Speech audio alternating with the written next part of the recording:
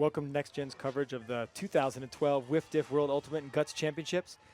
It's late on a very hot, probably 95 degrees, 35 degrees centigrade, very hot and sunny afternoon on day 2. We have an absolutely fantastic matchup from the women's division between number 1 USA and number 3 Canada. I'm Lou Burris. With me here is Chase Sparling-Beckley. Chase, let's get into the history of this matchup. Well, these two teams have met quite a bit and in really important games. In 2010, the two teams met in the finals of the UPA, then UPA, now USAU national tournament. In 2011, they met again in the semis, and both of those games were really on the biggest stage. And those were both games that were won by Fury. Both Fury victories. A part of Fury's six-peat, ongoing six-peat. Dating back to, I guess, 2006. They've also met recently in their current incarnations as Team USA and Team Canada at this year's Solstice tournament in Eugene. So these two teams have seen each other a lot in sort of various forms, and they're really familiar with each other. So from Fury, we are going to see a lot of familiar faces. Alex Snyder, absolutely fantastic thrower, probably the premier thrower in the women's division right now. Also, Nancy Sun returns for them, really solid handling presence. Downfield, the offense really is led downfield by Georgia Boscher. But also they got Liz Penny, number 14, absolutely fantastic playmaker. When they need something done, they need a block, they need a big catch, they need somebody to impose their will on the other team, it's Liz that they look to. At the same time, though, Coach Matty Zhang, he's got a big challenge with this team. They've added a lot of new talent for this tournament, 6 new faces.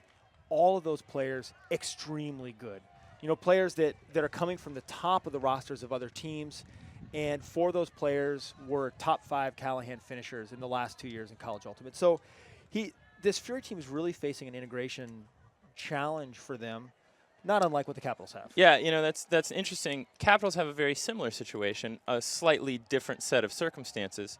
They are actually a team, again, and when I say Capitals, I mean the bulk of Team Canada, which is from Ottawa and Montreal, the Capitals. Yep, the 2 club teams, Stella and Lotus. And they're primarily made up of 2 club teams, so they've been joining forces in order to go to Canadian Nationals, UPA Nationals for several years now. But they're also bringing in 6 players from outside of the Capitals team or those 2 teams from Ottawa and Montreal.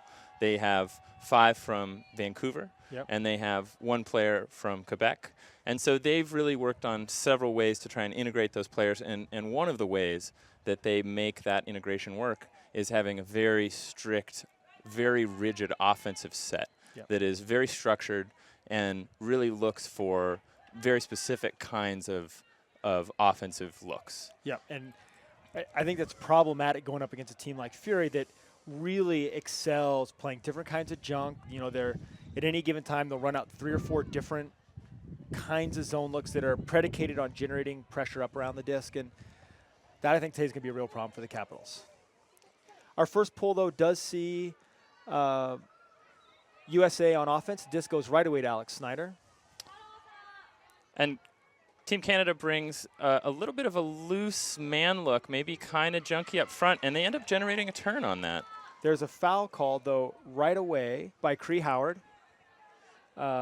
Nice bid by Whitehead there, but there's not much conversation. Cree's going to take possession of the disc. Looks reset and finds Anna Nazarov.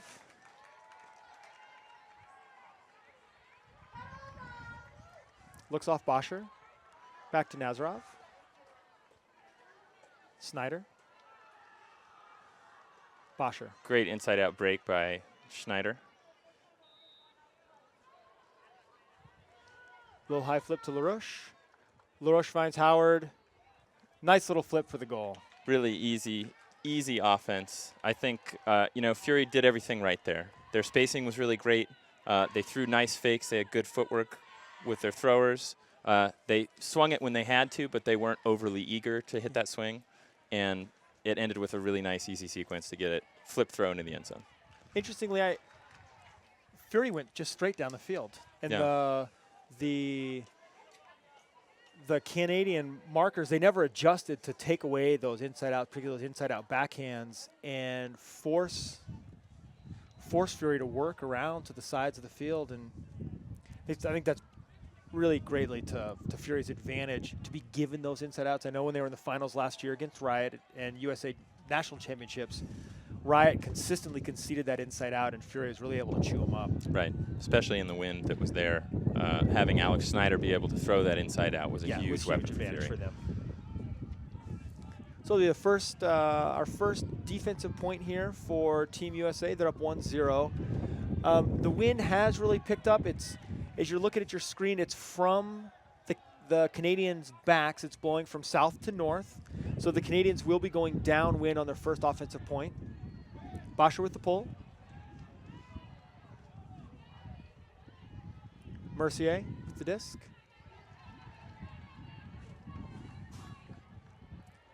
Benedict.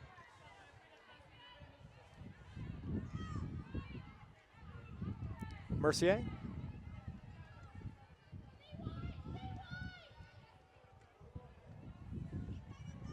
$14. Benedict. Almost a miscue there on the swing, but she managed to catch her footing and go get it. That's Mercier goes hard around low break. For a low break to the inside of the field, not there. Fury going the other way. Big backhand into space. Too much space. I like that idea going upwind to really throw, instead of the booming backhand, to kind of throw that lower huck to space. I just don't think We the saw the Japanese receiver have was thinking so much success with that. Yeah, throw. they really did. But I just don't think the receiver was thinking along the same lines. Okay. Mercier again with a backhand that's a little too strong. Second turnover the point for her. Nazarov jogging to pick it up. You know, unlike a lot of the men's teams, both of these teams don't run strict O&D lines. Rather, they've got their team split into pods. And so the pod that contains the handlers, Nazarov and Snyder, we see have gotten to play 2 points in a row. That's a little interchangeable with the cutter set, although we do see Boscher here again. Back to Nazarov. Yeah, and I think you'll end up seeing the sort of offshoot is that is you'll see this handler set running together and trying to gain that kind of chemistry over the course of a season, but also over the course of this tournament, really gaining chemistry together to try and, when they get into really big games like this, be able to know each other's tendencies and make things happen together. Howard. Boscher. Nice D here by the Canadians, really stalling out the cutters downfield. Boscher's going to reach for LaRoche. It's not there. Mercier with the D. This will be the third offensive possession for Team Canada at this point. They're going to slow down. You know, interesting handler set here, Chase, of Mercier, 14, and Benedict was the core of a really strong University of Ottawa team that made a number of great runs at the college division 3 or 4 years ago in the U.S. It's been real. I think that Ottawa program has been a real backbone of this Capitals team. This Capitals team. Absolutely. And then sort of by extension, of course, Team Canada. Yeah. Little bobble there, but she managed to retain possession. Okay. And it's going to come back probably on a travel call, most likely. Babak with the disc.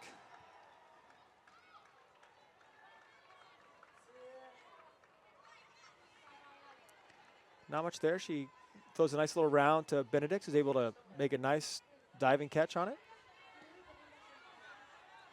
14.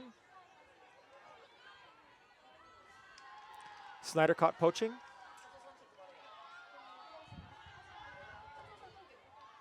I'm not sure I agree with Snyder poaching there. I'm not sure she got very much out of occupying the space that she was occupying. And this, you know, Team Canada really gained a lot by hitting that open throw on the open side. Yeah. This is our third. This is the third offensive possession for Canada. They're right on the goal line, and amazingly, they're calling a timeout on their very first offensive point. So while they take a break, we're going to take a break. We'll be back in just a moment.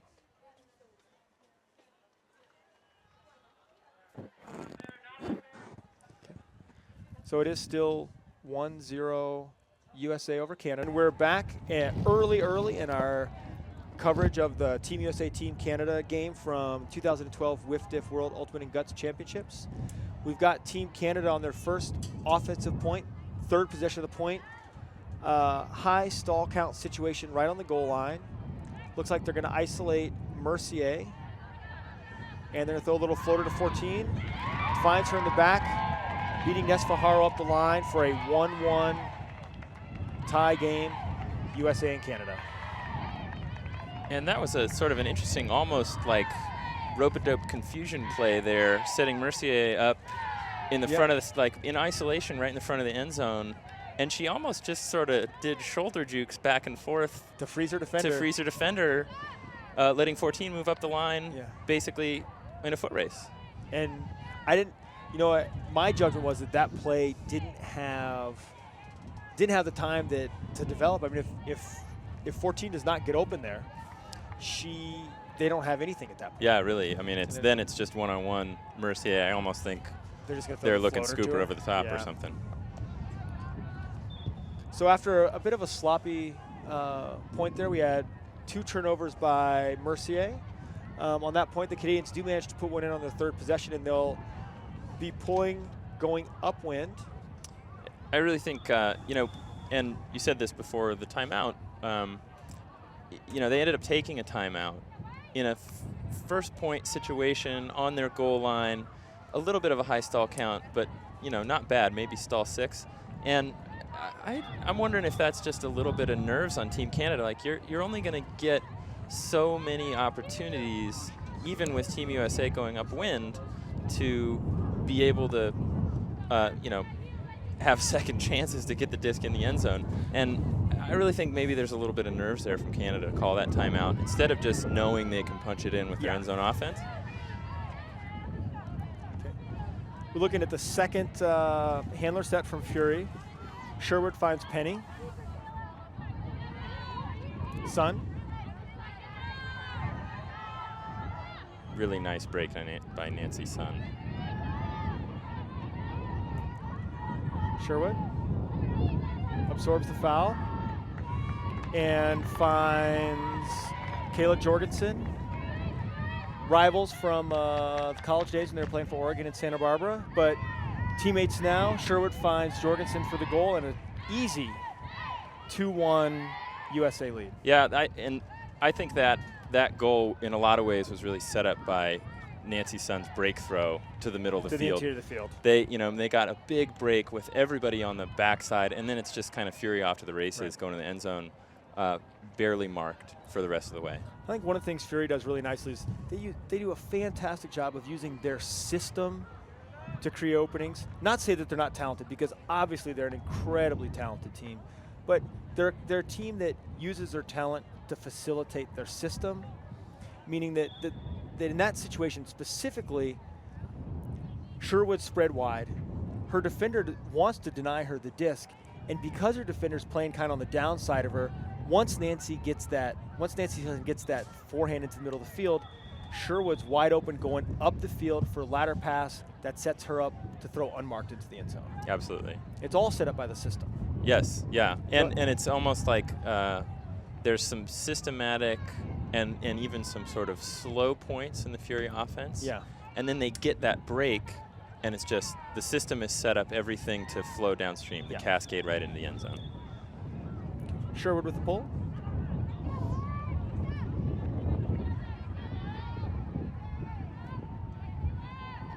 We're seeing a very different handler set here.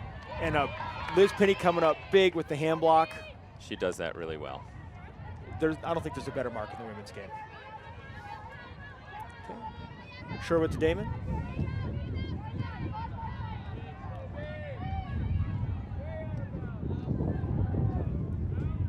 Some kind of a call. I think perhaps they're saying that she's out. And they are indeed going to call her out on the sideline. Canada will take possession. So again, very different handler set here from Team Canada. Yep, again, they're playing pods. This would be their second handler pod. It's Lovett, Lundgren, and Cavallaro. And another miscue here. Sherwood looking deep. Holds it off, goes back to Sun. Nancy making a nice catch. Sherwood. Penny. Blade to Jorgensen. Well defended. Jorgensen with the second effort. Great second effort by Kayla Jorgensen. Great D by Lovett there. Yeah. She really Liz Penny, I think, gets away with one there. She kind of throws a jump ball. Lovett comes off the back of the stack, gets the D, but because they're going upwind, disc hangs. Pops it up. And a really heads-up play there by Kayla Jorgensen to come around with something that really, again, should have potentially have been a turnover. Okay. And that is Kayla's second goal of this game. And that's Jorgensen's second goal of the game. That's going to set up Team USA up 3-1 and getting what may be a crucial upwinder. I think, the wind is probably picked up. It's probably up around 10 or 15 miles an hour, pretty steadily from the south. So on your screen from right to left right now. And if you're Maddie Sang, Fury's coach, or Team USA's coach in this case, I almost think you really stack this line to make sure you cash in on the upwind break and get that downwind. Because if you give up, the O point going upwind, you're making it sort of almost that much easier. I'm going to disagree here. All right. And it really has to do. I would think I would make that choice as a coach, but Matty really works. He really works on a different level. That he's not always thinking about this win. He's thinking about a win 5 days from now, in a really great, sophisticated way. And earlier on, they talked about what a nice job the Canadians do at beating the junk that Fury likes to play, and that this is a great chance for them to test that junk, and here we see it right away. Yeah. It's almost like an FSU. We've got tight handler marking up front, and they're pretty loose, almost diamond in the back. Okay, and they get an opportunity and force a turn. Candace Chan drops the disc on the sideline. I think she sort of saw Alex Snyder coming over with a big body and shied away from that disc. Okay. Damon finds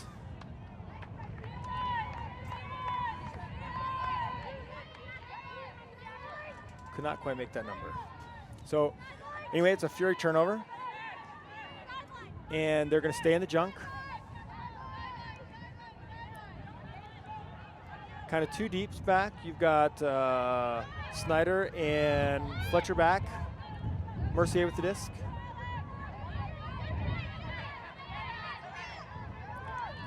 Chan. Canada really showing great space making. Ooh, Chan with their second unforced error of the point.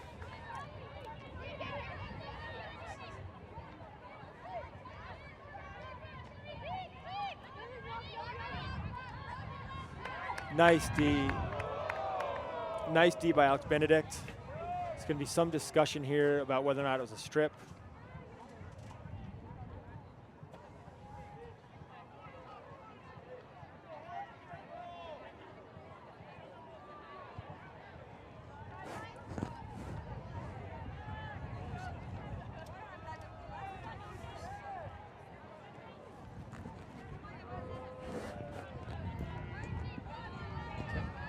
Going to come back to Damon.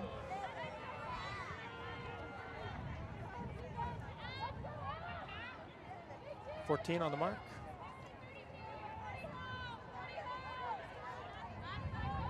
Finds Narayan on the sideline. Looks for the reset. Finds Damon.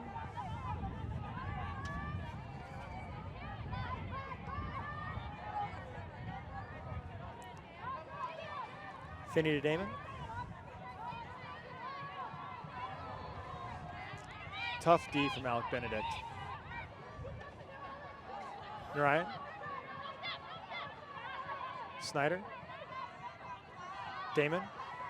Canada really doing a pick on the far side of the field. Great job right now with their downfield defense. It's really nice. They're containing, just a phenomenal group of downfield cutters quite well. Almost by sitting back behind them, but not giving them that room underneath. And big swing to Finney, makes a nice catch on the sideline. Marked by Chan.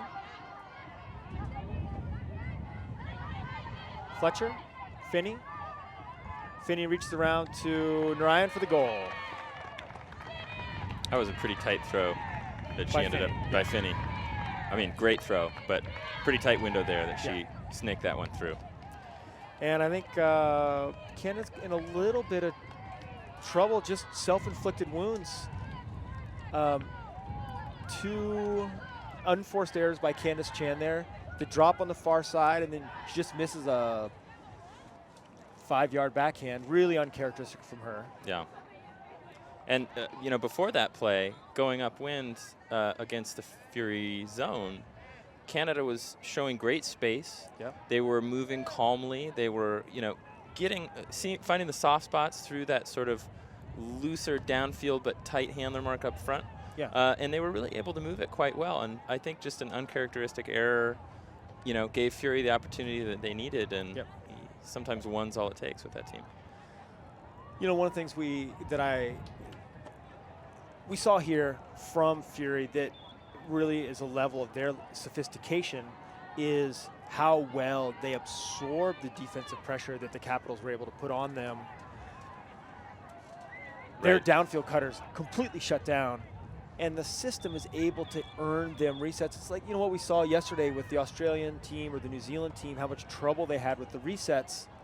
Here the system that Fury runs relieves a ton of the pressure on the downfield. And, you know, I think because of that, they're able to be so patient. They know they've got that reset. They know they can get that virtually 100% of the time. And it means that they can really pick high percentage shots when they're going away.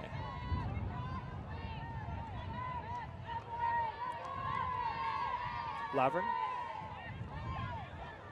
Lundgren.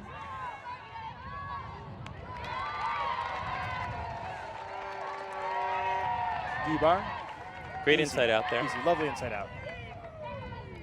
It sounded like Fury, although I didn't see it, it sounded like Fury might have been going FM there.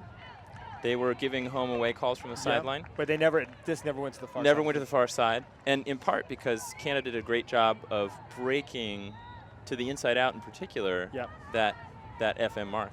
Yeah, and nice easy score for Team Canada, and really what they need at this point. Really what they need. Yeah. Right now, I think, you know, Canada's got to dig in on defense especially. Yes. You know, they've really ratcheted down on that downfield markers for you know, USA. But just what we're saying, if you're going to crack Fury, you really got to get pressure on those handlers and rush their decision making a little bit better. And use your opportunities. And use your opportunities, absolutely.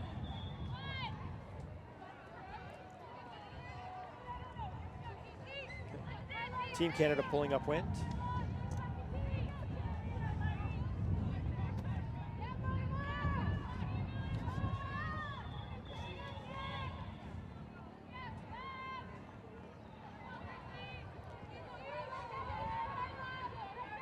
Another really nice pull. Yeah. About 10 yards outside of the end zone. Fajardo again. Puts it the big forehand outside in. Just a titch too far for Fletcher.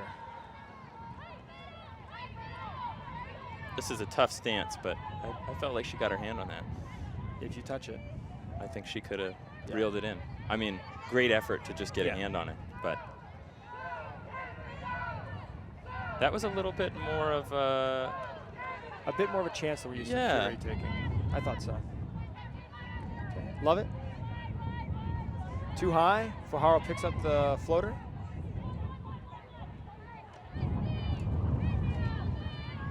Bowen. Ooh. Wow. I'm not sure how that happened, but Fajardo catches it. Great second effort. Goes back to Bowen, who misses it. Just. I don't know if she heard. Maybe she just was due for a turn. Maybe.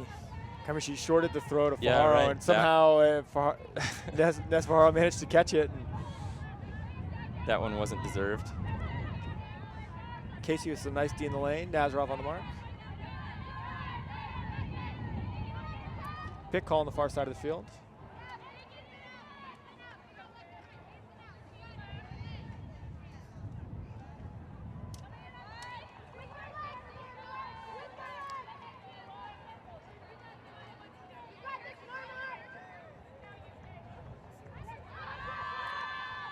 Desperation flow to the far side of the field. Easily eaten up by Fury. Yeah. Daryani with the disc. Sneaks one into Lauren Casey.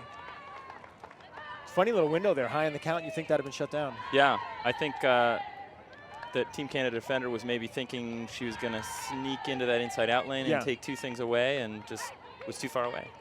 And Daryani's not the thrower to do that too. She's she really will pinpoint she will slice that throw. You know, the other thing, was she lefty?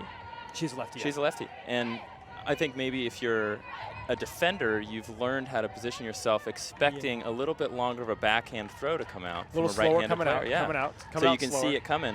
Yeah. They have to turn their shoulder to get it around. But with a lefty, she lines up the flick, just lasers it right in there. Just nails it, yeah.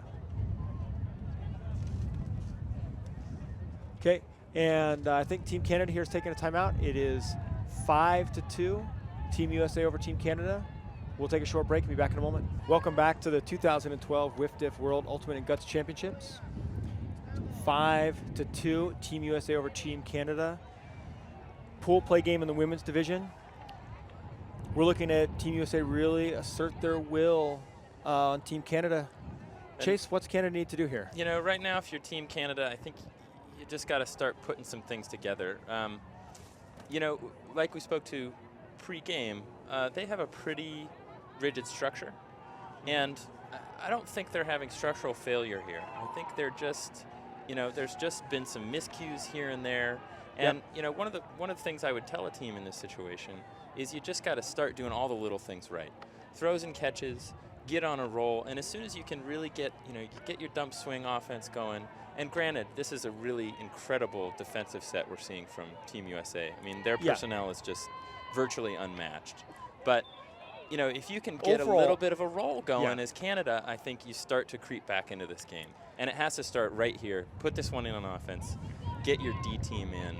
Let them see what they can do. And, you know, D's got to come up with something here. I think the overall quality between the two teams is really similar. But it's just some small execution errors here and there from the Canadians are making the difference. Absolutely. And Fury's been capitalizing on every single one of those opportunities. Mercier?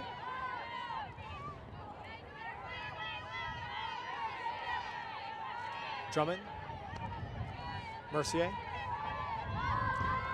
Lovely touch outside in. That's the kind of easy point that Team Canada really needed on offense. Takes Mercier. Yep, lovely. Just 3 throws there for Mercier. Getting it again and again and again. Finally finds Kidd on the long. Well, just lots of space. Mercier just puts it out there, lays it on a shelf. Kidd just runs and gets it. Absolutely, and if you're Team Canada, I think, you know, and their structure is built around this to a degree, you want to give Mercier as many opportunities to stand up and look at throwing lanes as you can. Yeah. She, especially going away with that backhand, she is dynamite. Really just a great thrower. Powerful thrower, yeah, absolutely. And not only that, but in this downwind situation, she put that disc on a platter for her speedy receiver. Which is a tough throw. Which is a tough throw. Yeah. A lot of touch on it. Puts it right in there, not out of bounds, right in the corner, in a place where the USA defender couldn't really get there. I think that's a great opportunity. If they can continue to work through Mercier, I think they'll do good on offense. Captain Kira Frew, maybe not official captain, but she's out there on the field right now. Looks to me to be calling the defensive matchups that the Canadians are going to use here. Mercier with the pull. And few, of course, from Vancouver, maybe a little bit more familiarity with the personnel of Fury, knows her team well, wants to call those individual matchups. Damon, the big backhand huck. Claire Sharman goes up, comes down with the goal. Went up strong. Went up strong. I don't, again, think that was necessarily what Fury wants to do. The throw that Fury wanted to do, but in a situation where you have personnel like that, you come up with some plays, right. Bottom line. Interestingly, I mean, Sharman's known for being a burner, and I think if Emily Damon had that throw back again, she'd have thrown it 15 yards further. And low. And low. Right. Yeah, but again, you know, one, they're sitting on a little bit of a cushion now with a couple of breaks under their belt. Fury can afford to kind of run and gun and be a little bit loose. But two, they just come up with stuff, you know? I mean, it's not always there, but it's definitely it's something they can pull out if they need it. So we have a current score of USA 6 and Canada 3. Georgia Bosch coming into pull. I think Team Canada here, again, you know, in a situation like this, they've dug themselves a little bit of a hole. They're going to need their defense to get it out. Yeah, but not an impossible hole. Absolutely not. Yeah. Absolutely not. But they've made this a defensive game for themselves. And D's going to have to set the tone. And what offense can do here. And they're on offense right now. And they're on offense right now. Yeah. And what offense can do here is make it easy. Yeah, just score easy. Get the D on the field. Get the D back on the field. Let the D grind it out.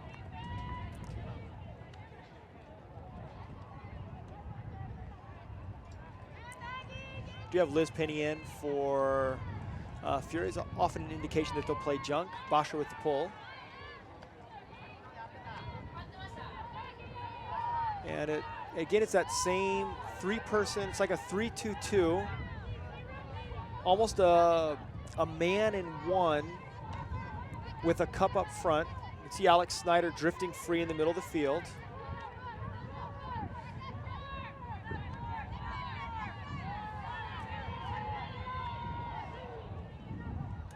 Love it. Going low, I think there's going to be a discussion on whether or not this was in play. Called a turnover. Called a turnover. Snyder picking it up. I'm not sure if that was a point block or if Lovett just was low on the throw. I think she might have been rushed a little bit. It's that sort of endorphin boost, I think. Of I've got the goal. Yeah, or not only that, but also Danziger made a great play to almost snag a block. Yeah. A throw earlier, and I think it might have just rushed her a little bit. Yeah, just put just a little. Right. Yeah. My mark's on the ground. I got the goal. Yep. So after some discussion, disc will be coming with Alex Snyder with the disc on the goal line. Looks at Rudin. Not much there. Big forehand across the field to Fajardo. Can't get there. Great D. Really great handler D. By the Canadians. Well, really great D on Rudin and Boscher in the lane even before the handler D happened. Berkowitz. Pick called. I think this is going to be coming back to Laverne or perhaps as far as Berkowitz. Back to Berkowitz.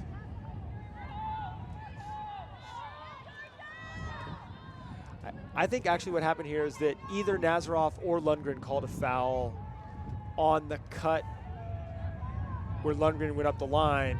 Yeah. Under WIFDIF rules, that stops play. It's different from USA Ultimate rules where the continuation would have had the pass to Laverne in the middle of the field stand.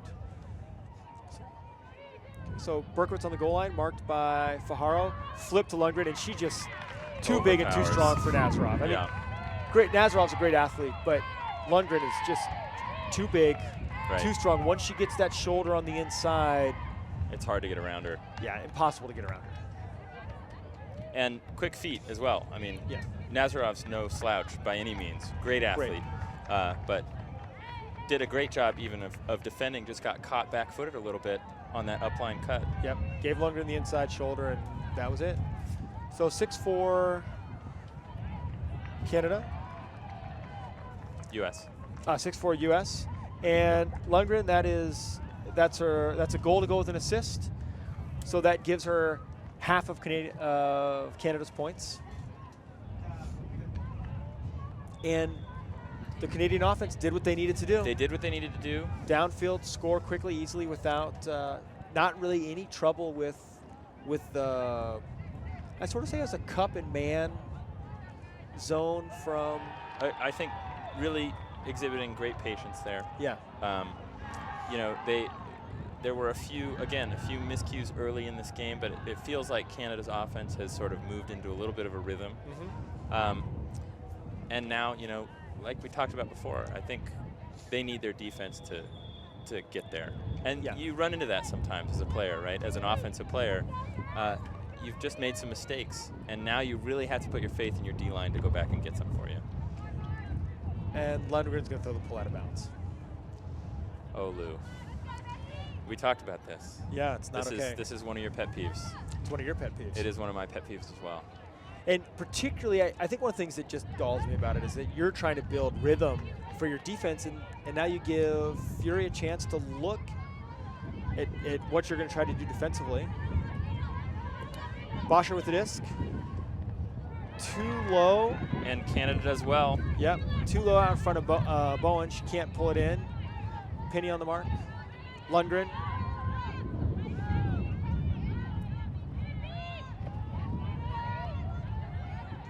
Lundgren. Wind's really picking up. Nice catch by Lovett. Nice little backhand on the run.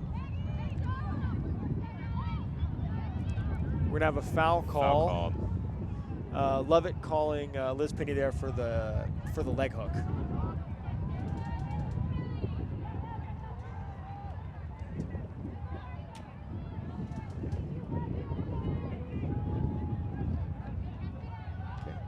And after some discussion, I think we'll be back in play. Laverne here marked by Bosher, about 3 yards out of the goal line. Goes back to Lundgren. Isolation not there. High count. Almost snuck it through there. I think she's trying to find Lovett, just missed her, and then the throw is short. Snyder looks around to Penny, not there. Fajaro. Bosher. Bobbles and comes up with it. Wow. Huge forehand to Nazarov. Outrun. Well outrun. Second turnover at this point for Bosher. You know, again, Nazarov, no slouch, very athletic woman. No. Run past by Chan there. I think Georgia Bosher maybe just got a little bit too big of eyes there. Maybe saw something develop early before she bobbled it that had disappeared a little bit by the time she actually retained possession. Maybe a little bit of adrenaline too on the bobble. That could have been. Okay, Chan chasing it, pulls it down.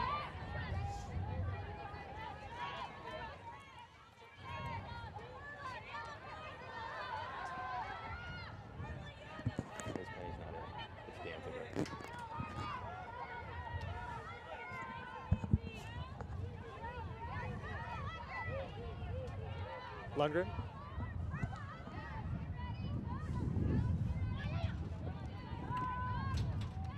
Chan. And a break by Team Canada. And a break by Team Canada. You know, Lundgren, similar to Mercier, a big, tall thrower. Really a bit of a stand-up thrower, wants to control possession and can see almost over her mark usually. Yeah. And pick out spots to hit. She's been hung out to dry a little bit by her cutters, especially near the end zone. But if she's got space to operate, she can really both see over and see the field behind her marker, as well as reach around and underneath someone's arm to get that disc, particularly on the inside out lane. She's a really impressive thrower, similar to Anne Mercier. Two chances there for Fury going downwind. Both of them result in Georgia Bosher turnovers. Fury's really dependent on her, and historically has been really dependent on her the last couple of years to catch the big under, deliver the big pass. But anytime you're really dependent on one person, if they have an off point, it's not going to go your way. It's true, and certainly Fury isn't the type of team that needs to necessarily be dependent on any one player. And I think, you know, Georgia is one of the best women in ultimate. There's no better way to say that. And one of the things about that is her ability to overcome that kind of situation mentally and come back and play harder. I think we'll see the rest of this game. And I wouldn't be surprised to see Maddie just giving her a little pat on the back of reassurance and say, you know what, it's okay. Turnovers happen. I'm sure we'll see big things from her the rest of the way in this game as well as the tournament. Great break by Nancy Sun.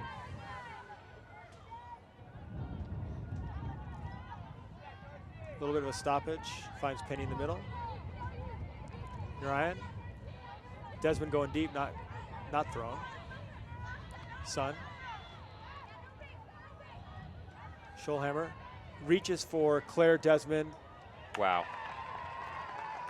Beautiful throw by Schulhammer. That was a really incredible throw. Yeah. with a little bit of an upwind breeze. You love it. It's a thrower's wind at that point. Absolutely. And she uses the wind perfectly to make a throw that normally without using the wind is almost impossible. Absolutely. Comes out low and actually fairly inside out and just, stays low, but turns over and floats at about 4 feet. Yeah. And as fast as Claire Desmond is not gonna have any trouble getting to it. Absolutely not. So Fury stares down that first break from Canada, just marches right upfield and goes back up to 7-5. What's really interesting about Fury's offense there, and we've seen it in previous points, their cutter set is really great, but not always perfect, not always super clean. They get in each other's way some, and that's the nature of the horizontal, is that people get in each other's way some. Yeah. And they're really good at adjusting either, between themselves as cutters, but also as a team, allowing their handler set to, again, be confident enough to just hit a couple of swings, bail them out, throw a nice easy break, and then have everybody sort of coalesce around that new field position, which opens up, just like we saw, big gaps spaces in the defense. Love it to take it down. Great pull. Lundgren. Fury again in a little bit of a junk. Nice blade from Lundgren. Love it. The disc. Lundgren. Berkowitz. Fury almost in a four-man cup here. A little bit of a different set. I think we've almost seen 3 different sort of zone junkie. At least 3. At least 3. I think Nancy Sun gets to make a little bit of a decision about where she wants to play. So she can step in here like she wants to, but she also, as the disc goes in motion, can choose to drop out. Lovitz. Love it. Love it. And a great D by Cree Howard. I think we have a foul call. Not contested. Cree Howard, another one of those phenomenal athletes. A really young player on this Fury roster, but comes up with some big bids like that. Love it. Big forehand across the field to Berkowitz. Fury still in this sort of a 2-2-2-1. Goes deep. What a laser. That was a great strike. Finds Patterson for the goal. I'm not sure I would have thrown that, but that was awesome. Yeah, and sort of a textbook error by the deep on Fury is that above all costs, you have to protect the strong sideline until the cup gets there, and then you can rotate back to the middle of the Especially field. when you're getting minimal help from, in a front-loaded set, minimal help from your wing, who's really worried about the middle of the field. Right. So, but again, really nice patience from the Canadians. When that Fury zone collapsed, thought Lovett and Lundgren did a really nice job of throwing these big, lazy overs. And but, credit them. They didn't lose any yards on those. They didn't lose any yards on them, and they didn't throw any turnovers on them. They didn't throw any turnovers on them. Because I know as a defender, if you're one of the wings in that D, you want that throw. That's the throw. That's a victory. It's traveling 20, 30 yards in the air. Right. It's slow. The receiver's standing. You have a great chance to get up there and make a run. I think they maybe threw 3 of those big, lazy swings. You want to get one of them. Yeah, you would like to. But again, Team Canada stands up those markers. Yeah. Throws those throws with confidence. Yep. And, great spacing, and they work it right up. And again, we're in a situation where Team Canada's offensive team continues to put in nice, easy points, giving their defense a great opportunity to go grind on Team USA and hopefully snake another break. Little junk by the Canadians. Dariani with the disc. Snyder. Casey. Snyder.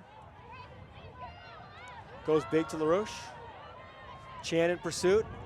Nice pursuit LaRouche does not do her work to hold Chan off, and Chan's able to get the pressure D. No, you know, and I think that was a really great throw by Alex Snyder, but it's like it caught a little lift there right at the end, and I think it caught LaRouche by surprise. Did it have that lift on That it had that little lift at the end. Mercier goes big. Daryani with a chance for D, and she's going to be all over that. Wow. Wow, boy, that went up, and she just went to get it. She did. She really has deceptive speed. Absolutely. You know, you're making a list of burners on Fury. She's not on the list, but she really, wow. when she wants to be fast, she's got it. That was impressive closing speed right there. And I mean, more than closing speed, right? Yeah. Like closing is getting to your woman. Closing and passing. Yeah. So Snyder walking it up, marked by Mercier. A little front and switch from the Canadians on the left side of the stack. Daryani with the disc. Nice little floater. Little backhand. And another big huck from Snyder. This time going to Bosher. Again, Chan with a chance. Bosher's up early and big. Finds Nazarov. And there you go. Georgia Bosher coming up big on the other end of the disc, going away for Alex Snyder's, big throws. And I'm going to credit that point. Let's back all the way up and give that one to Daryani, because if you can hit Snyder absolutely for 15 yards in the middle of the field, running away from her marker, absolutely. And that's a case where the fact that she's a lefty, that as a defender, you're thinking, oh, they got to throw the forehand inside out. It's a really hard throw. But because she's left-handed, everything's backwards. It's just a little and she high can throw release that little flip high pass. release flip. Yep. And she did it, even I think before Alex Snyder was necessarily cutting open, there. Or even it open. Was just, it was just a throw to space. And I think that's, they've played together now for 2-3 years. More than that. More than sure, that. Yeah. The chemistry there is clear. Yeah. They know what each other are going to do. And, putting Alex Snyder in power position in the middle of the field, running forward with an open Georgia Bosher, I think there's 0% chance you're not going to see that hook go up and have a high degree of likelihood of success. And Georgia Bosher's athleticism really on display there. That on the previous huck, LaRouche stayed on the ground all the way and gave Chan a chance. And in that case, Georgia just went up huge, strong. Or before Chan even was thinking about going up at all. Yeah. So 8-6, Team USA over Team Canada, pulling for half.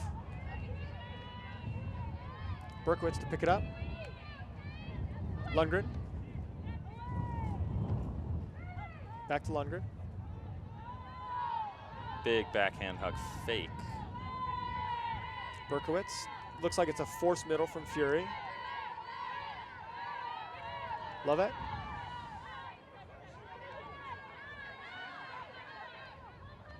Whitehead.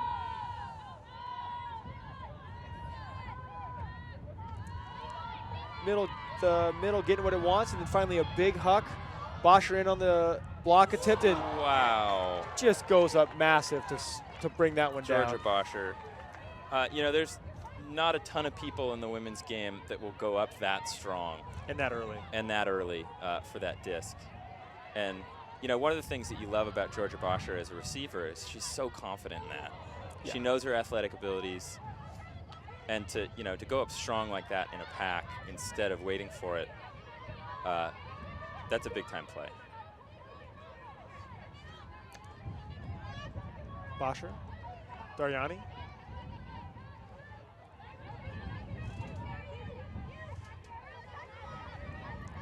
Snyder. White. Forehand to the wrong team. Canada immediately coming the other way. Lundgren to Whitehead. And Whitehead's almost out of options there because the rest of her team is behind the disc. Lundgren to Levat.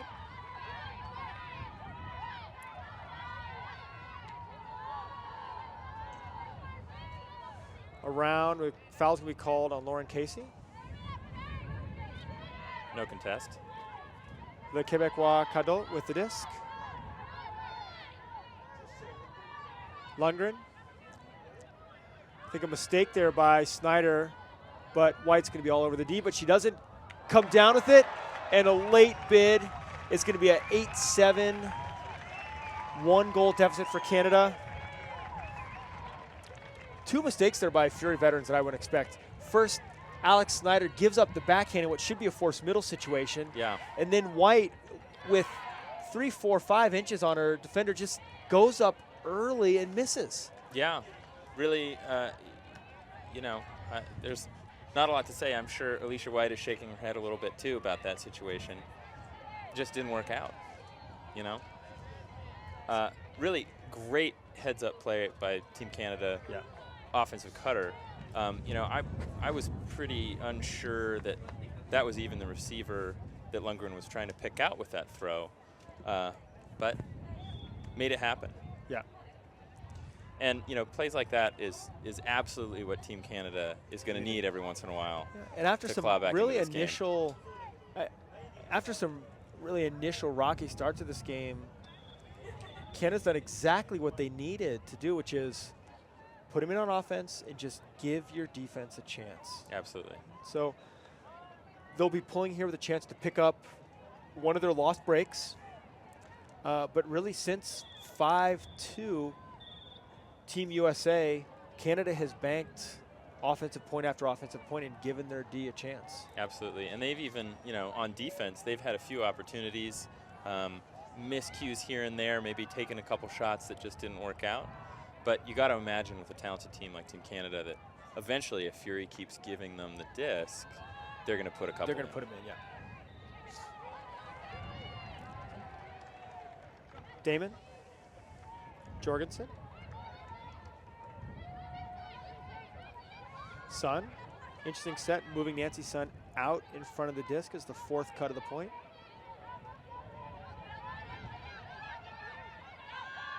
Damon. Little discussion about whether or not she's in.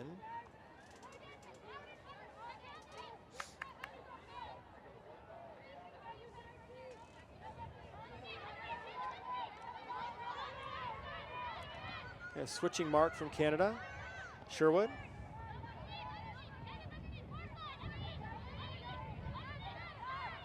Swing out to Sun.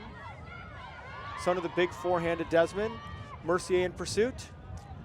Mercier and Desmond go up simultaneously. Mercier, too powerful, comes down with it, finds Alex Benedict.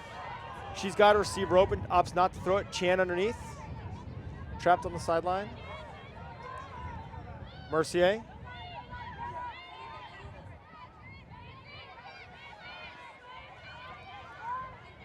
Benedict. Goes out and gets it. Unclear if she's in. A lot of discussion. Really nice grab on the quick upline strike from Mercier. Yeah. This question was whether her feet were up when she caught that disc. If her feet were up and her hand came down first, it's a goal. Feet were down. I think Fury's going to argue that she is not in the end zone. Yeah, I think that's probably the right call. Yeah.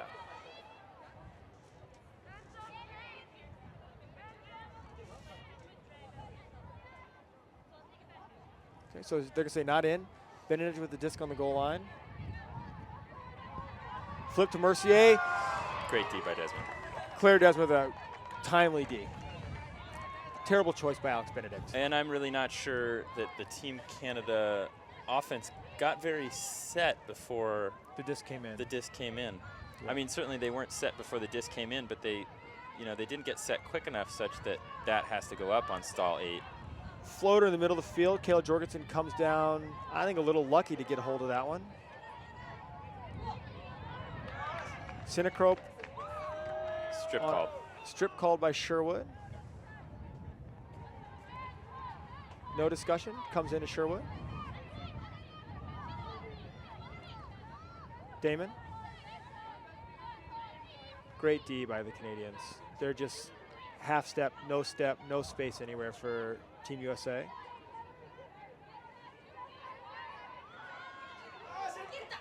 Too high. Mercier comes through with the trash. 14. Mercier.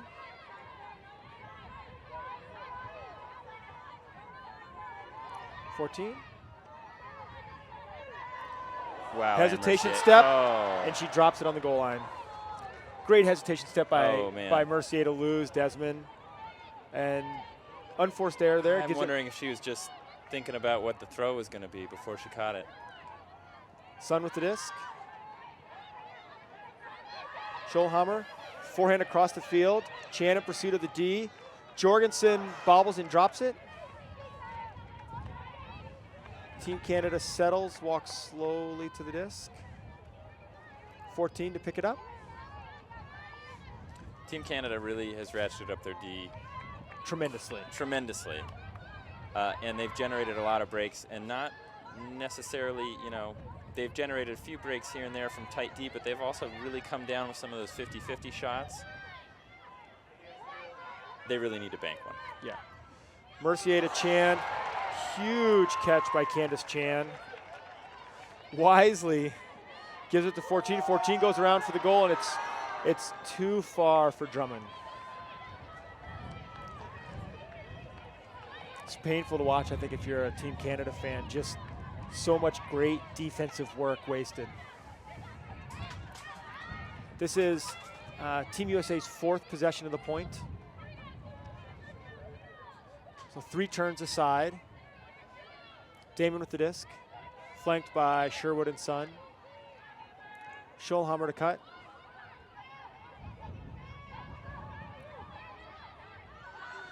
Miscommunication on the face guard. Mercier picks it up.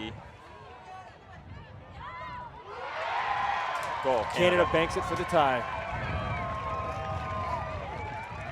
That offensive set from Fury really struggled to connect, I thought, handlers to cutters. There's a lot of hesitancy amongst the Fury cutters on that line of who should be doing what. And that's led that, I mean, you can't give any team, particularly any team of that caliber, 4 chances. They're gonna bank, particularly 4 chances on the goal line. Absolutely. They're gonna bank one of them. I think Coach Zhang has seen enough. He's gonna call a timeout here and try to compose his team going into half. We're gonna take a short break and we'll be back in a moment. Welcome back to the 2012 Whiff Diff World Ultimate and Gut Championships. I'm Lou Burris here with Chase Sparling Beckley. We're in a barn burner here. Team USA 8, Team Canada 8. After some early sensational play by the Americans, ragged play by the Canadians, on the stint of some tenacious defense, the Canadians have clawed back in this, and they're going to be pulling this game on serve. So even if they go into half, they're going to be getting coming out of half. Really, I have to chalk this half up, no matter how this point washes out, as a victory for the Canadians. Yeah, I think they, you know, maybe it was a little bit of nerves right up front. They've not had great success against this Team USA or Fury squad. And, you know, I think they've proven in the latter half of this half of the game they can absolutely hang with them. I mean, and early on, down 5-2, they had a chance to fold. And they got the kinks sorted out of their offense, were able to go on a nice offensive run, which allowed their defense to put pressure on the Americans. Absolutely, and they did. They pressured the downfield cutters, absolutely. And on that last point, something I really saw that I've been looking for is Fury lines up with a 2-handler set across the field, especially when they're trapped on the sideline. Yeah. And Canada's done a great job of forcing that first handler to go up the line and covering them well. Yes. And what they haven't done a great job of was covering that second handler coming back for the disc. In that last point, they did a great job of that. I'd expect to see more of that, hopefully, moving forward in this game. Faharo. Howard.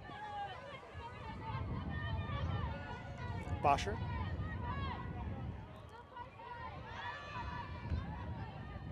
Bowen. Snyder. For the half. And you know what I think we see there? The last couple lineups we saw, Coach Zhang was experimenting with different Fury lineups, playing some more inexperienced players, and calling that timeout. He says, I need to get a veteran lineup. Who do we see in there? We see Howard, we see Snyder. Absolutely. And they just make it look easy. Right.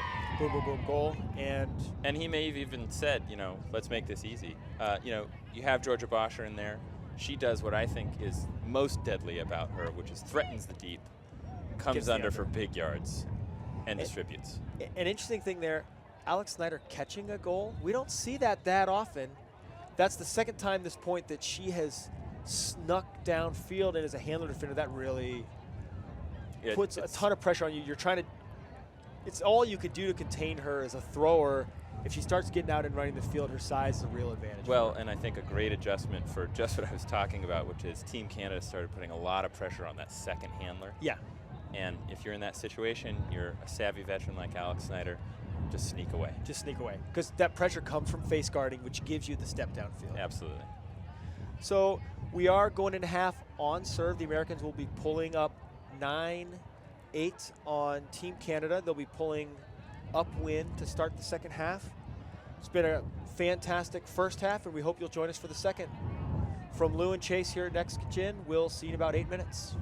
Welcome back to the second half of our coverage of Team USA, Team Canada, a 1 versus 3 matchup in the women's division. It's Team USA 9, Team Canada 8. For those of you just joining us, it's been a fantastic first half. Team USA took an early 5-2 lead, mostly on the stint of some miscues on the Canadian side. And once the Canadians cleaned up their game and really stepped up their intensity on defense, particularly their handler defense, they're able to claw their way back in and earn essentially what's going to be a tie here with USA pulling out of the half. And you know, one of the things that Team Canada did really good to adjust was actually just what you're saying, to clamp down on the Team USA handlers. I would really expect to see a little bit of adjustment by Team USA here coming out of the half to program a way around that. I think Team Canada, especially lining up on that second handler across the field, got really aggressive, and you might see a couple of things out of the Team USA handler set to combat that. And right away, a little bit of a miscue on the throw. Yeah, Drummond just wanted to throw it outside in and threw it inside out, and it faded away, tailed out of bounds. And not what Canada wants to start the half. Not the clean offense that we'd seen from them towards the second part of the first half. No, and here we see Team USA's handler set again. Wider than it's been. Wider than it's been, maybe one adjustment. And they don't send that first handler up the line. Great coach by Alex Benedict. Somehow Sherwood comes down with it, finds Narayan on the sideline. And now USA's just off to the races. Jorgensen wide open. Terrible throw, but works because of how open Jorgensen was.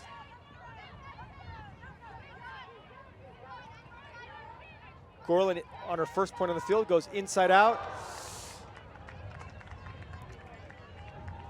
And it's going to be dropped by Claire Sharman in the end zone.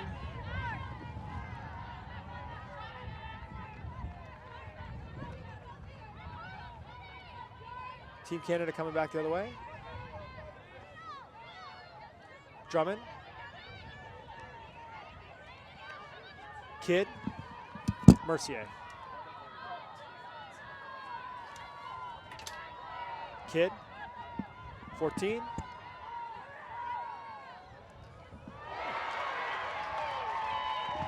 Really nice grab in the end zone. Great, and that was Lovat with the goal. 14 to Lovat. And that was, you know, really nice, quick offense by Canada. I think a little bit more what they had been doing in the first part of the half. Yeah. And, you know, it ended with a layout, great grab, but it was really not a contested throw by any means.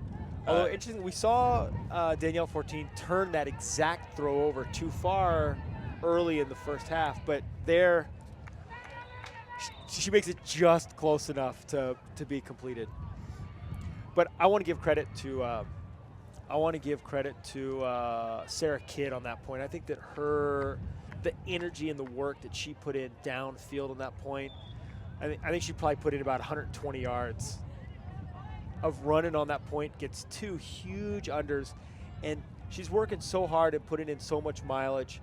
Her defender in anywhere near her, so she's able to throw these easy ladder pass resets, able to hit Mercier, able to hit 14, and that sets up the easy second downfield throw after that. You know, going into the half, we saw a break by Team Canada, and in this exact same situation, Team USA going downwind, they put in a line that just walked it right down the field. I would hope you know, in this situation, I think everybody on Team USA is hoping we see that same kind of really great spacing, chilly offense, using the threat of an away cut to get big underneath and just walk it into the end zone. A little quick motion, gets about 15 yards. Damon finds Narayan. She goes out to Claire Sharman. Sharman goes up for the one-hand Really grab strong. and the goal. Little redemption on her drop on the other end. Absolutely. And again, Team USA lining up a huck, but a really high percentage huck. Yeah, lots Throw of to space. a great receiver going away. Yeah. Lots of time. You know, it's not full field. It's about a half field huck. Able to put a nice, easy Nice soft edge throw. on it. Yeah. Makes it easy for Sharman to go up and get it. Really interesting. Would we call it a pull play? You know, you've got Sun and Sherwood and Damon just playing this little rinky-dink game for 4 or 5 passes until kind of the D finally gets there, and then Damon with that nice leading pass to Narayan in the middle of the field. And it's just kind of off to the races. Yeah, you know, that again, that's something I think that Fury does really well, which is control the pace, I guess. They don't get ahead of themselves very easily. You know, they are very willing to throw the small ball, dink it around between the handlers, and then when they get that open throw, like that kind of loft or leading pass to Narayan, that's when they strike hard. Yeah. You know, really interesting about both these teams, both the Canadians and the Americans, so different in the way their deep game is. These deep throws are high, big throws, sit up in the air for big receivers to go and get. So different from the Japanese team we saw yesterday with those pinpoint laser hucks. And I think every single throw I've seen here, for the most part today, other than a blown mark on the far side, has been an open side huck. Yeah. We've seen very few of, and you know, it's really unorthodox as far as North American standards in this game, to see those kinds of break side, from open side to break side hucks in the soft spot of the defense that we see from Japan. Yeah. White on Lundgren. Lundgren with a little break. Sounds like it's a forced middle from Team USA. Lundgren. I think it's a really interesting adjustment on defense by Team USA here to put Alicia White on Lundgren, get a little bit of a taller Size, defender on the big thrower. It is forced backhand. And again, Lundgren's able to use that size. Gets her shoulder in front and just seals her defender off. I think that's 2 goals and assists for Lundgren. Not to mention just really controlling the disc for Team Canada. Yeah. She, you know, is one of those players, like Amherst here, has really powerful. Yeah, powerful and a powerful thrower, a powerful cutter, but has the ability to just stand there and size up the field. Yeah. You can tell she's really comfortable with the disc in her hands, in part because she can see everything that's going on and has the ability with the disc to just get it wherever it needs to be. Yeah. Really interesting, I think, from Team Canada, we're seeing their stars, Mercier, Lundgren, Levat. We're seeing, when we look at the stat sheet, their names are jumping out at us. By contrast, Team USA is all over the board. The goals and assists are all over the board. I'm going to be curious to see how Coach Zhang maybe adjusts his lineups. If this game stays close, is he going to stay open with his rotation? Yeah, it is interesting, and it's actually, I think, one of the biggest assets on any team, but certainly Fury. If you can have that kind of depth, I think it's one of the things that is why they've put on 6 wins in a row at USAU Nationals. Yeah, and like USA Nationals, this is a long tournament. Yeah, very long tournament, and I think Matty, we spoke to him earlier, and I think he's really game planning for going deep in this tournament and what that's going to mean for people's legs. After some back and forth, Snyder finds Bowen. Great bid by Whitehead. Nazarov. Snyder defended by Chan.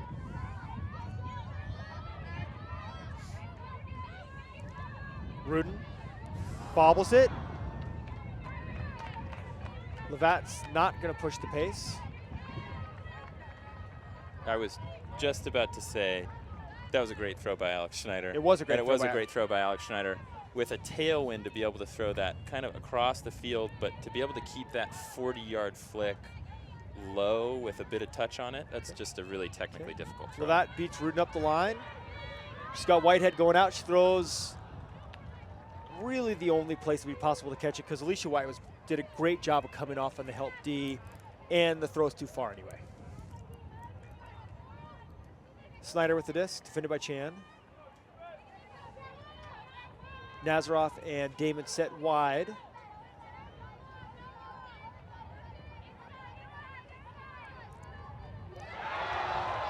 Oof. Rudin gives up a second turnover of the point. Huge block by Levat. Huge block. Berkowitz.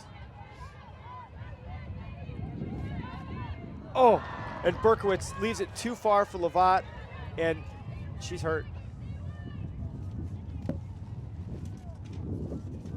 It's a great opportunity for the Canadians. Wasted on just That was a really a fundamental error by block. Berkowitz there of throwing a forehand for a dump. Yeah, that's a really tough throw. The touch forehand, possibly the hardest throw in the game. Downwind. Downwind and with short distance. You really want her to throw the dad there. Yeah, the dad or the push pass or the lefty or something that Anything just gets soft. there with a little bit of touch. Yeah. Okay, so Lundgren's going to sub in for Levat, and it's going to be called in. That'll be after a couple turnovers credited to Maggie Rudin. This is going to be Team USA's third possession. Rudin is going to pick it up. Go to Casey. Rudin. Snyder. White going out. Snyder's going to take a shot at her. If it stays in, it's a goal. Oh, Great Lauren grab. Casey does a fantastic job of knowing where she's in, keeps her feet down and in. Once she's made sure of that, puts the one big hand up, pulls it down. That's just a veteran. That's just a veteran knowing everything that's going on around her. You know, and I'm always thrilled by the throwing ability of Alex Schneider. Yeah. But that was one of those situations where the window was closing for So fast. every millisecond, and she pump faked the big The flick. forehand. And Alicia White was open going away. And I think that's a situation where really most throwers would pump that forehand, size up the backhand, and kind Say, of go, it's not there anymore. Right. You know why?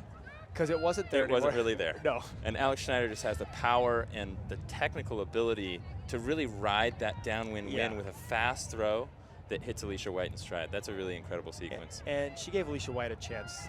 Really what she did is she gave Alicia White, she said, here's a chance to make a great play. Absolutely. And Go do it. Go do it, yes. So we're looking at Team USA 11, Team Canada 10. Team Canada blowing a couple chances there to take to get their third break of the game. It's still just 2 breaks to 2 breaks. The team's really scoring pretty consistently downwind on offense. But Team Canada is not able to punch it in.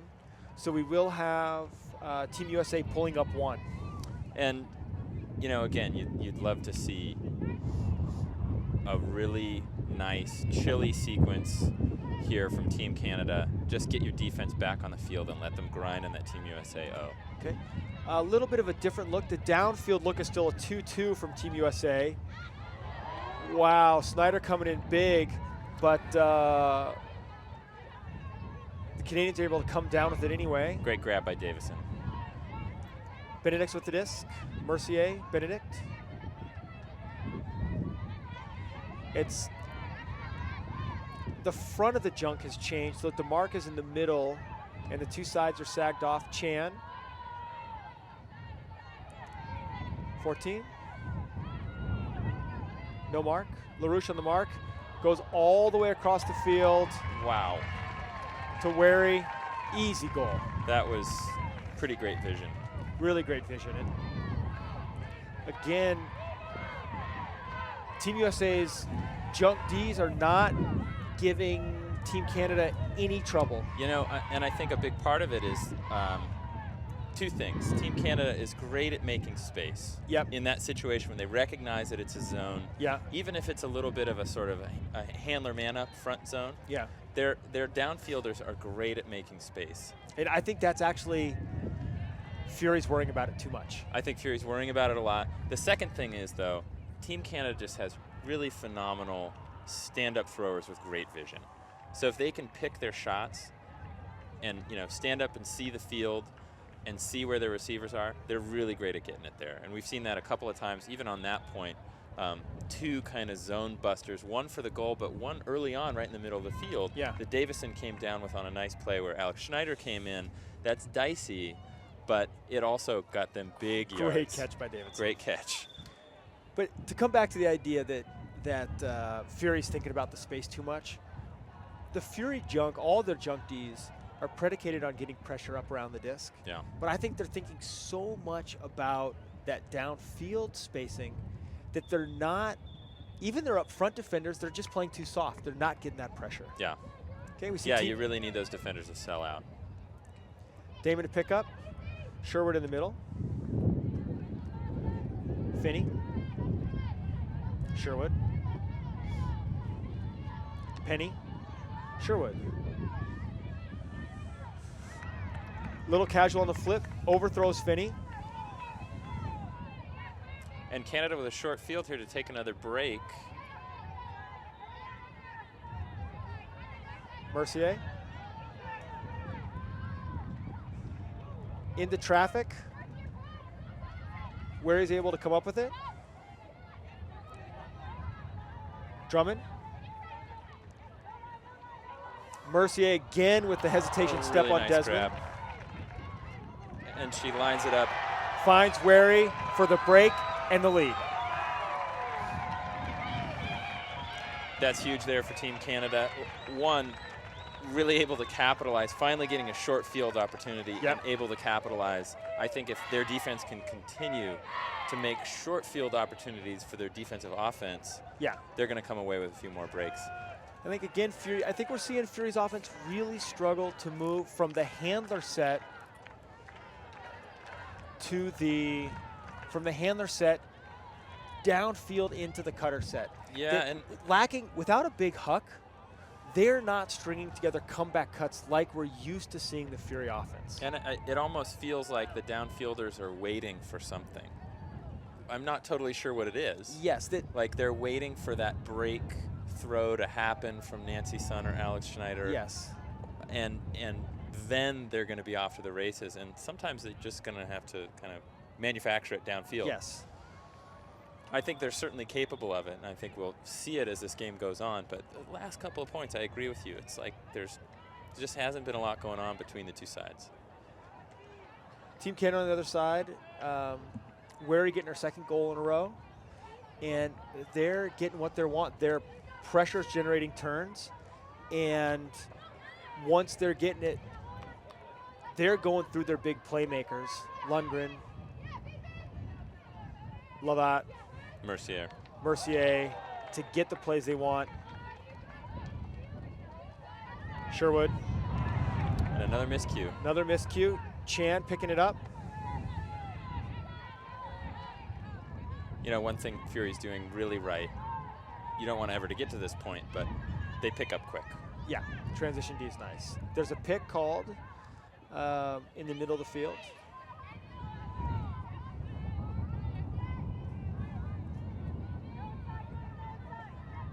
Lovat beats Finney.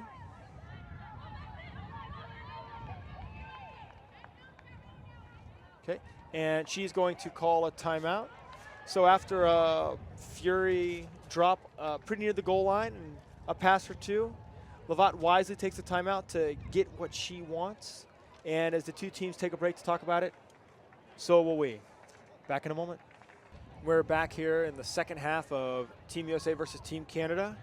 Behind some fantastic defense. We've seen Team Canada take a 12-11 lead, and they're threatening the 2-goal lead. We've got their star thrower, Lovat, with the disc on the goal line, guarded by Carolyn Finney.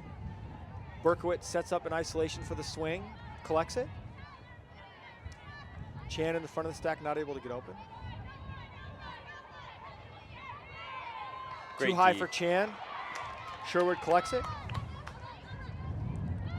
That was a Jorgensen. great stand by Team USA. Yeah, really fantastic D by Sherwood to redeem herself from her 2 turnovers, shutting down Chan. And Finney as well. Finney on Lovat, just on Lovat, completely shut her great down. handler D. Damon.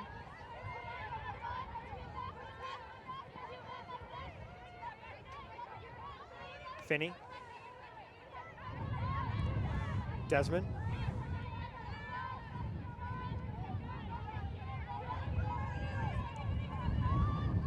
Finney.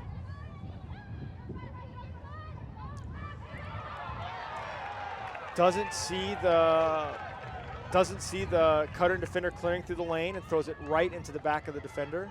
You know, that was another little sort of a nonchalant backhand by Finney. And a miscue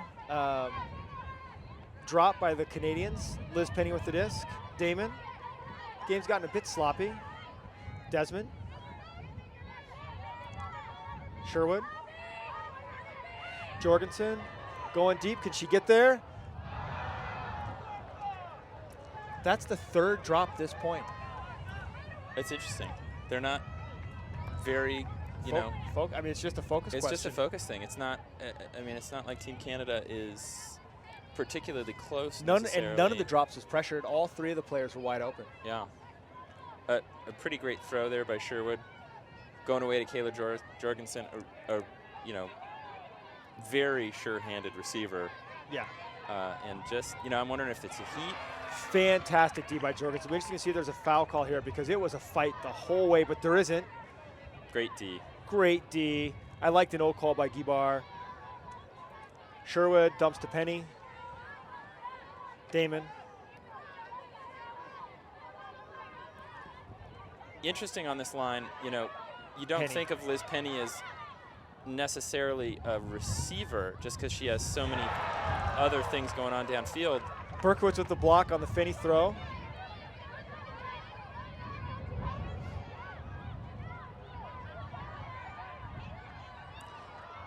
Berkowitz comes up with it. Another bid by Jorgensen, not able to get there. Gibar gets it. Lovat. Chan. Too far. I think we're seeing fatigue set in on this I think point. we are. I think It's 5 the sun turnovers and the heat are starting to get to and these just players. the length of the point. It's Yeah. 5 turnovers this point. Again, a Certainly miscue. right Too there. high to Berkowitz collects it. She wants something. She wants Lovat for the goal. 13-11. Wow. Just, I think we're seeing, again, on a 5 turnover point, I think a little bit, inexperience on the part of that particular American line. And Sherwood, one thing I was going to say is you Finney. wouldn't normally think of Liz Penny as either a handler or necessarily a calming force on Yeah. the field, but she was doing that for that line. Absolutely. For Team USA, and I think, you know, they may be taking this time out right here to just reassess that situation, put some people on that are very used to being in this situation and certainly can come back from Right. any kind of deficit. They've Yep. proven that. We'll see what happens. But while they're taking this time out, we're going to take a small break. And after this word from our sponsor, we'll be back. Welcome back to the second half of Team Canada versus Team USA. Team Canada has slowly and mercilessly carved out a 2-goal lead after being down early. Chase, what are we seeing? You know, I think some of this has to do with just the experimentation that Coach Sang is doing with his Team USA side, certainly with a little bit of an open rotation and really trying to figure out what they're about, where the chemistry is going to be, who's the hot hand. And that was really working for them in the first half, but they had a couple of falters here and there by people that I think they have oftentimes been able to really rely on to be rock solid, and now they're looking at a bit of a hole. Yeah. I think, you know, Team Canada clearly is in a position where they want to just keep doing what they've been doing. I think Team USA needs to find a little bit of fire, a little bit of legs, and a little bit of heart and just pull themselves out of this deficit if they want to stay in this. Right. And I think, you know, we talked with Coach Zhang about this team really being a new team and being in development, trying to figure out who they are. And, you know, as a team, Fury's banked so many wins and has so much confidence, they can almost afford to experiment more than another team can. And in a game where they've just gone down 12-11, they don't put Alex Snyder in. They don't put Georgia Bosher in. Yeah, and I think, you know, that pays dividends for them both later on in this tournament as well as later on potentially in their season. Yes. When they're able to say, you know, we don't just have 7 who've seen action. Yeah, action at the highest level in Yes. very stressful situations. We've got 14, 15, 21. Snyder. Nazarov. Howard. A lot of poach help off the weak side. Snyder. Misses Bosher. Just left it on the inside. Mercier to pick up, defended by Snyder. 14.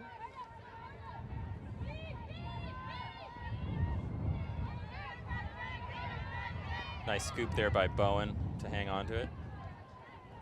Drummond. Drummond, thank you. Okay. Coming installing 5.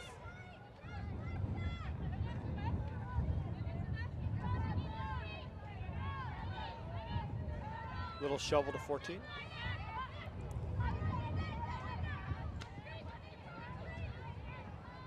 Davison.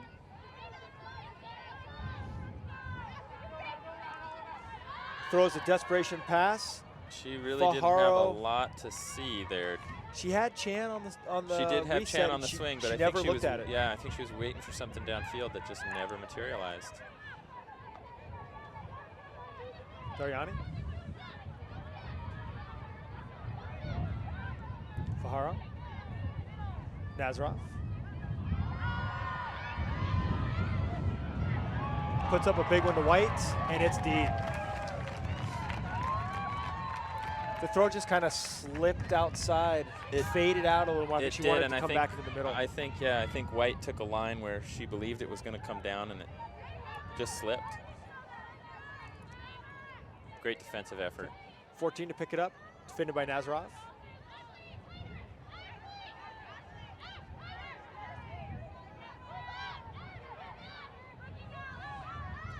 Hangs it up. I think we're going to see a foul call here.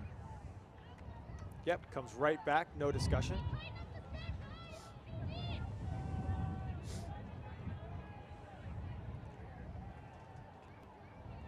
Canada in a vertical stack.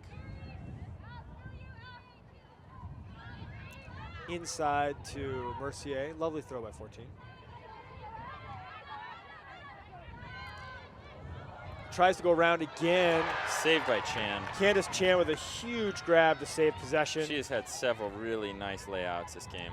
Benedict. Goes to Chan, lots of traffic.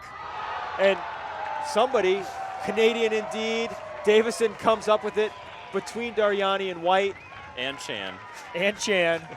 14-11, Canada over Team USA. You know, that throw was a little bit out on a limb, but Canada really has a hot hand right now. Indeed, They're absolutely. coming up with the plays that I think in the first half we saw Team USA coming up with.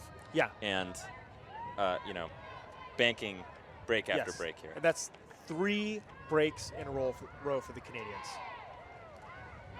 And we're really watching, I think, Fury struggle on both sides. They're giving it away on D, but also they're really having a rough time containing the Canadians after a turn. After the turn. Absolutely. And when it comes down to it, you know, offense, sometimes it's perfect. Sure. Oftentimes, it's really not. And you Right. want your offensive team's D to be great. to be great. Yeah. To be maybe better than your defensive team's D, because you're going to play it less, hopefully. Yeah. But you got to get that disc back after the turn. So very similar line from Team USA. White still in, Dariani still in, Snyder, Fajaro, Howard, Bosher. Almost identical line to the team that was just on. Really putting, I think, their most veteran line maybe only Liz Penny lacking from that line. You know, and this may be a situation too where this, you know, being the top line of Fury, they may not have played together much this year at all in the campaign leading up to Worlds, just because they do have such a deep roster. They haven't been challenged. And we may have seen a couple of miscues from this team just because they're a little rusty together. Howard, point blocked by Cavallaro. Berkowitz with the disc. Desperation time, really, for the Americans.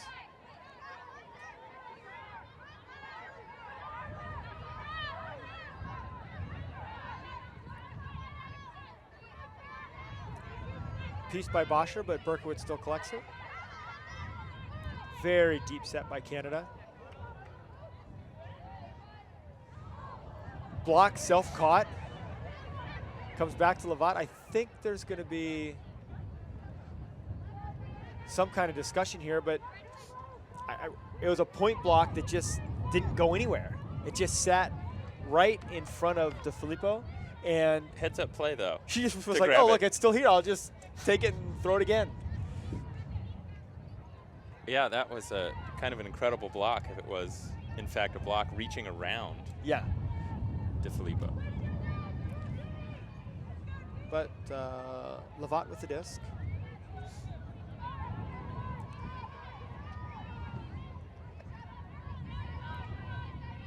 Lavrin, Levat.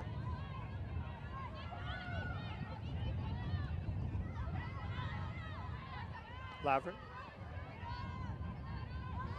To Berkowitz. And Canada is just on a roll. There's a call here. I think we're going to see a pick call. And, you know, one of the disadvantages, Chase, of winning 6 national titles and 2 world titles, the crowd is always going to be against you. And you can hear the crowd noise every time the Canadians do something good. This pretty sizable crowd is in letting their them court? know. Is in their quarter, absolutely. And even though, to a certain degree, they're in control of this game, still, I think, perceived by most of Ultimate as the underdog here. Yes. Chan overthrows and is going to give it back to Team USA. Snyder jogging to pick it up.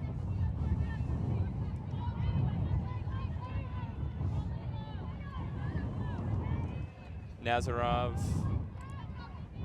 back in the handler set. You know, With this is a situation where Team USA hasn't been great getting the disc out of this coffin corner. And you know, you see Boscher going out to both White and Howard.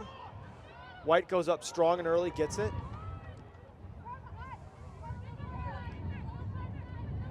Snyder. Going to White again. Lavrin in there, and White makes a great catch. Wow, Alicia White. Just 2 in a row. Two great catches in a row. 2 great catches in a row. And she's had several this game. Yep. Certainly, you know, one of the receivers in the women's game with, in my mind, arguably the best concentration under duress of maybe anyone. I mean, she is really not afraid of contact. Big body. She knows she's going to take a hit there. And she knows she's going to take a hit there and goes and gets it anyway. Yeah. I like those hucks. And as we watched Alex Snyder walk the disc up to the cone there, when you look at the Canadian defense, they're all fronting. Yeah. So you've got Georgia Boscher fighting. Big weapon. But she's fighting to get 5 yards under. She can go out and get 60. Right. And so but when she does get it, you've got both White and Howard running deep with 6-8 steps. And I almost think in that situation, even for Alex Schneider, who is a very accomplished thrower, their downfield set is a little far away maybe to make that work. And what they needed was Georgia Boscher also with a cannon to get those 10 yards and reduce that gap. You don't think Alex Snyder can hit that? I think Alex Snyder can probably hit that. Okay. But I think they got a lot more yards, and I think they really broke it open by getting it to Georgia Boscher. And the correction I would make is just to have their cutter set line up a little closer. Make that an easier throw for Alex. A little easier throw. Okay. Mercier. We're going to see some junk from Fury. Benedict's. The University of Ottawa handling set of Mercier 14. Benedict's finds a way through, but it's a drop, and Sun. It's a crazy system of bobble this, bobble that, bobble this. Off of Nancy Sun's hands. And we're going to have an argument about whether that disc was down. Pretty clear it's down. Wow. And in whiff-diff rules, no observer. No observer. There's nothing. They're going to either resolve it between them or it'll go back. And they're going to say it's Team Canada disc. Incredible break for Canada. Waring, 14. Penny on the mark. No pressure. Mercier gets it back. Benedict. Waring. Ooh. Nice block, but not enough. 14 goes to Lavrin. Too far. Just maybe a little pop-up in the wind there. It's Davison with the turnover. I think she just rushed it. She saw she had the opening. Hurries to throw. Turnover. Sun walking the disc. Marked by Jardine.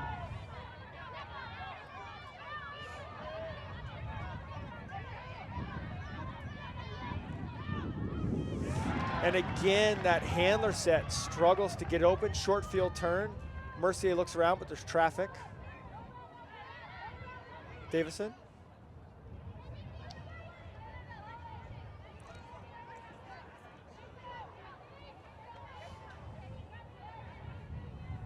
And that was a tough situation there for Team USA. I think the handler said, I like the space they're giving, but it's got to initiate a little quicker. And Liz Penny too soft on the mark. Davison gets the easy lefty forehand around. 15-12 Canada over Team USA. And really, this is the point. Team USA's just got to dig. That's all they got. They've got to dig in their heels. Yep. Clearly, again, historically speaking, they are very able to get out of a hole. But the way Team Canada is playing right now, you got to imagine if you give them opportunities without, really digging in your heels here, they're going to finish. Basically, I think if you're Team USA, you're not even thinking about winning right now. You're just thinking about getting to 16 to force overtime. And maybe even right now, if I'm Team USA, I'm thinking about put this offensive point in quickly and easily. Sure. Get a good, hard D-line on. Yeah. And play some hard-no defense. Amazingly, I'm looking down there. Matty Zhang is all smiles. He's down. Maddie. It's Matty. They're down 12-15, and he's all smiles. And I think some would perceive that as a bit of nonchalance. Yeah. Maybe from Team USA, but I also think it's just their culture. They definitely bring a winning attitude. They definitely bring a long history of doing well in tournaments like this and with high stakes games on the line. But a big part of that is they retain their positivity no matter what. No matter what. Okay. Sun to Sherwood.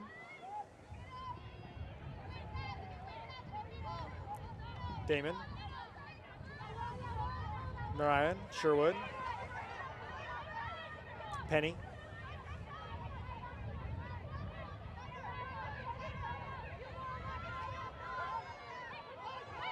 Sun.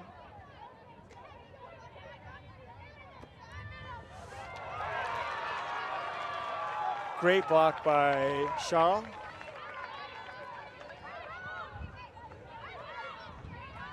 Cramped in that spot. Sun tries to squeeze it into center crope. Charles with a really nice block. Lavrin with the disc. Too high. No one's able to get there. Narayan finds Sun. Damon, Sherwood.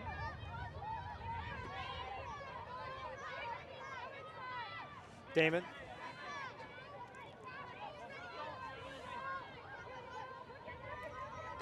Sherwood. Damon. Penny. Narayan. Looks off Sinacrope. Around to Damon. If she kept her feet down, I don't think she did. But I think Narayan's calling a foul on the throw anyway. Excellent setup there by Narayan to sell that hard forehand fake and get a pretty good look at a break backhand. Damon's got to keep her feet down there, though. I agree. Maybe it's one of those ones where you can't keep both down. You just keep the left one down, get out with the right hand, get the disc.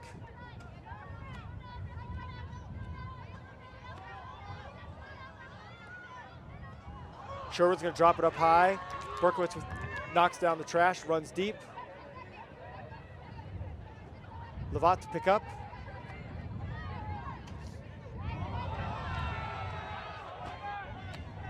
Bobbled but caught. Levat. Charles goes inside out. Wow. Great throw. Game point Canada. 16-12. And they're excited. Rightly so. Absolutely.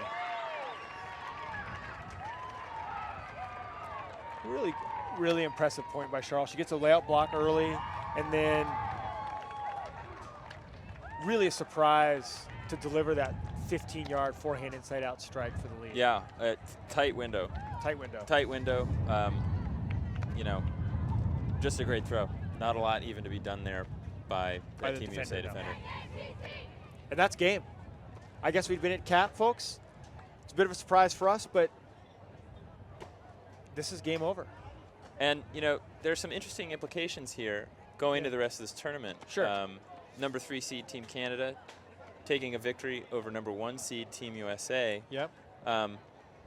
And, you know, one, I think there are some implications for how seeding will work out down the road. Down the road. Sure. But two, this has got to give Team Canada just a ton of confidence. And I think coming into this tournament, the chalk was that they were clearly the third best team ahead of everybody else, ahead of the European teams in Australia, but they were also a clear step behind USA and Japan. And more than this hurts Team USA, it really helps Team Canada. Yeah, and I even think there may be some ways in which this helps Team USA. I think long term it's going to help. It's going to help Team USA, but it gives Team Canada such a boost. They're a team, you know, a little bit not too young, but definitely feeding on momentum. Yes. And they have some key players that are, you know, have seen international competition, but you know, are young. Yes. And are really a lot better when they get on a roll. Yes. And so. And they got on a roll. And they got on a roll. And if they can continue to carry that momentum through the rest of this tournament, they're going to go deep. So Team USA, they don't get the outcome they wanted, but they got a game. They were able to play deep into the roster. They were able to get a lot of their young players valuable minutes. What kind of adjustments do you think we're going to see Maddie making here? You know, that's a really great question. And it's one that's hard to answer because he is a really incredible coach who is so multidimensional. But I think first and foremost, the biggest thing for him, if I'm him coming out of this, is build on this as a sort of just another bump in the road. You know, they've had such a long journey over years and years and years, mix-ups in personnel, people retiring, people unretiring.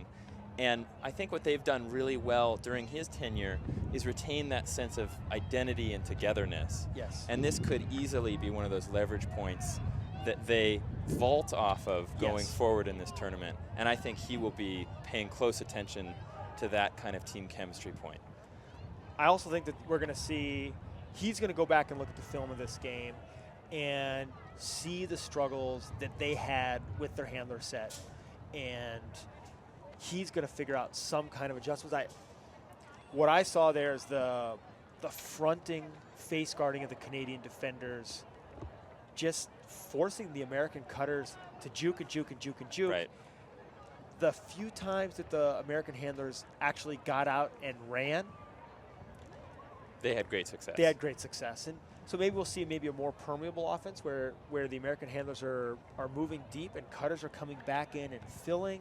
And two, I think that handler set struggled when it was really, when the cadence was really predictable. Yes. I'm looking downfield for 3 counts. Now I'm turning to Sure.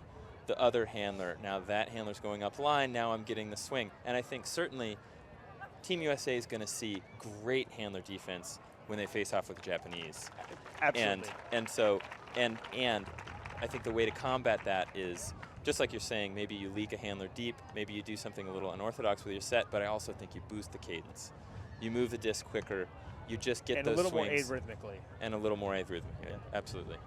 So in terms of what this means for the women's division, the women's division's one big pool.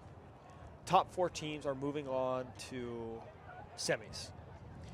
There's certainly the thought within, just in talking with all the teams on the women's side, that winning overall is going to set you up for an easier semi. That there's 3 great teams on the women's division: America, Canada, and Japan. If you win the pool, you're getting that 4th team. You're going to be getting an Australia, Top European Germany, Colombia, who looked great today against the Americans, by the way. Really hung tough with the Americans early on in that game. But that's going to be a game. Whatever team wins the pool in the women's division is going to be favored to win that crossover game. Yeah. Whereas the other game, the 2-3 matchup, Has the potential to be it's going to be a coin flip, no matter who it is. Right. You know, if it's USA Japan, if it's Japan Canada. Right. And by no means, I mean, Canada's done a nice job to stake themselves a +4 goal differential. But if they go out and lose to the Japanese, we have a potential for a 3-way tie. And It so could get really messy. all bets are off at this point until we get a further day or 2 into the tournament and kind of see how things shake out. And I think another thing on that, all of these teams know, they have a degree of knowledge of each other. Yes. They pretty much know their path, and the path almost certainly involves beating Each other. Yeah. Up to 2 times. Yes. Easily. Yes. And so I think it's a long road in this tournament. We've definitely not seen the last of Team USA. No, not and not and by I think stretch of the imagination. and I think there's a lot of potential for toss-up, even though the outcome of this game went Canada's way. Yeah. All right. Well, on behalf of everybody here at Next Gen Networks, I'm Lou Burris. I'm Chase Sparling-Beckley. Want to give a big thumbs up to our camera crew who really sweated out on a broiler of a day today. Our statistician for this game, Anna. So thanks to everybody, and folks, we'll be back here tomorrow for a bang-up slate of 3 games. We start off tomorrow morning with Team USA versus Germany. Really the top European team. Second round game will feature Japan and, oh no, sorry. That's going to be our last game. Our second is Team Canada and Team Colombia. Yes, bring your lumber for that game, folks. And we'll be finishing up with speed versus size, Japan versus Great Britain. Hope to see you there.